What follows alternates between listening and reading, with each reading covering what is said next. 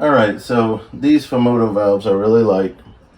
I've talked about them on my channel before. I have videos on how to install them. Just want to clarify, I've never had one of these fail. This is the one we just took off the Pilot. So what you do is you take out your existing drain bolt, and then this threads into where that goes, and then this design, which is the SX for Hondas and Hyundais, it's F106 SX. It fits the M14 1.5 size.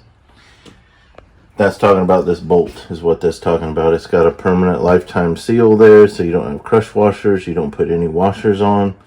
You tighten this down to 18 pound-feet instead of 30 because it's brass. It's soft. And then what you do when you want to change the oil is the spring-loaded valve, you know, it comes up like that, and then, you know, like that for open and close. And you see how easy that works. So you might say, well, why'd you take it off then? Well, last night I was working on my daughter's Hyundai Elantra, which is very low to the ground. You see how this is shaped. Hers is the exact same model. Look at the metal piece. Look what happened since her last oil change. When I went to reach under the car to drain it, I had trouble moving this. You can see why. It's all deformed. It's supposed to be like this one. So it's gotten hit from underneath because of the low ground clearance probably. So that scared me a little bit because I can't afford. So what I'm saying is the Fumoto valve itself, I don't have any problems with. I trust it.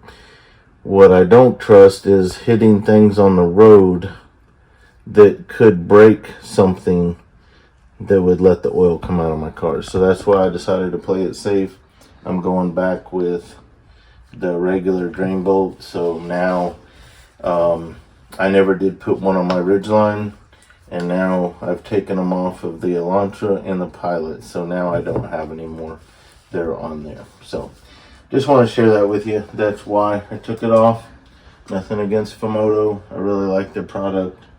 I think it has good uses. It's just that if it's in a location where it would be what gets hit, then I think it's worth considering the risk. I think it'd be ideal if it was up somewhere where if you hit something, it wouldn't hit that. It'd hit something else first. But even though the Pilot has higher ground clearance, probably wouldn't have been a problem. Just wanted to play it safe.